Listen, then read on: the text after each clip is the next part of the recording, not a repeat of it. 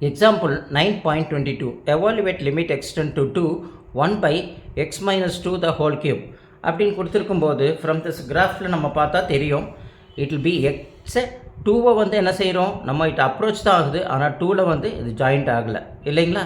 நம்ம last time பார்த்த மாரியே from this graph of f of x equal to 1 by x minus 2 the whole cube கிளியராக நம்மளுக்கு என்ன புரியுது 1 minus x minus 2 the whole cube equal to minus infinity as x equal to 2 negative. அது equation 1 எடுத்துக்கிறோம்.